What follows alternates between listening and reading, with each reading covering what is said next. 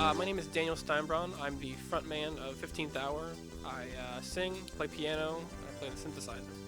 So I am Jacob Zirkel. I am the guitarist and basically riff master of 15th Hour. Basically the overall cool guy of the band. Not really. And really just at the end of the day, the second main songwriter along with Daniel. Also, two of our members are not with us today. That is Zach Winter on the bass and Michael Riggins on the drums. So when we were coming up with the name 15th Hour, it needed to be something that we could hold on to basically for the rest of our life, I feel like. Yeah, your sound can change as a band and what direction you want to take the band, but at the end of the day, like, kind of your name is who you are, I guess. And so 15th Hour, if you don't know, that's military time for 3 o'clock in the afternoon. And that is when historians and theologians estimate that's the time period where Jesus died on the cross. And so for me, that time is pretty significant because that is basically where my sin was washed away. And so that's kind of my identity, I guess. The name 15th Hour is really a reminder of my faith, and it really just keeps me grounded in what we're doing here with music and the real reason behind what we do. We are, I would call it alternative mostly. We're influenced by a lot of styles such as 80s and our like synthwave kind of touches on a few of our songs in our album.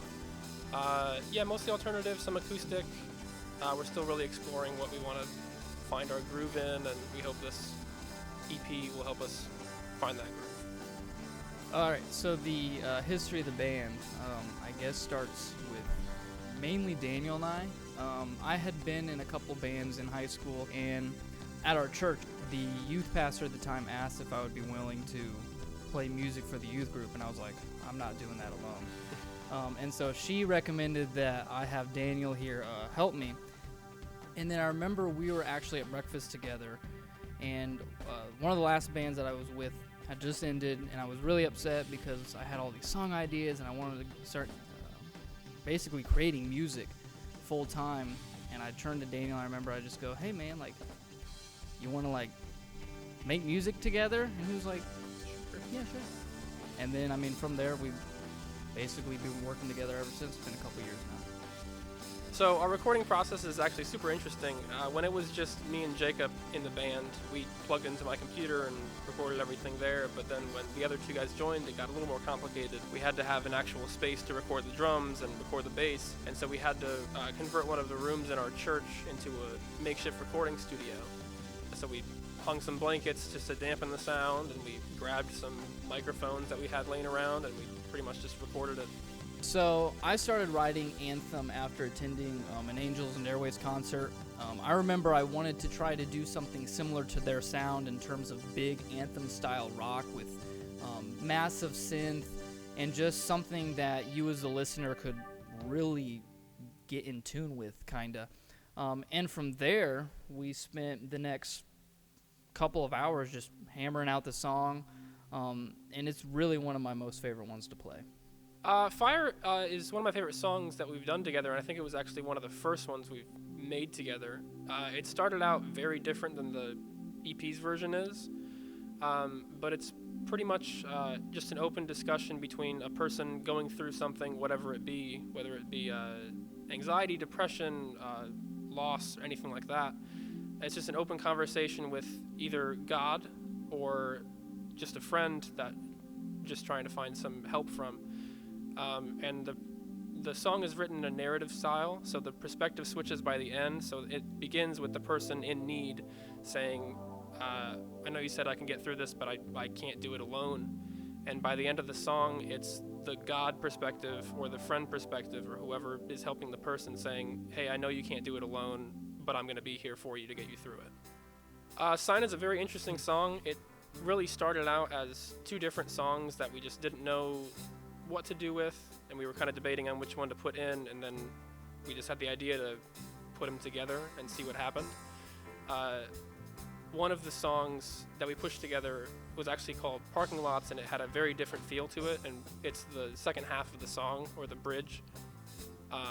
But the story of Parking Lots is one of my stories. I was going to college at the time, and I was struggling with depression, and I didn't know how much further I could go, and I was missing a lot of classes, and I would actually go to college. I would be on campus, and I would drive into the parking lot and then right back out of the parking lot, because I couldn't get myself to just park and just go in, because I had too much anxiety of being too far behind and not being able to catch up. And it's just an open conversation of my struggle of that time.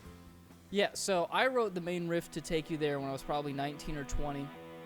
I had been getting really into the Smashing Pumpkins at the time, and then I was also listening to a lot of Blink-182, a lot of heavy grunge and punk rock stuff, and so I wanted to do something similar to that.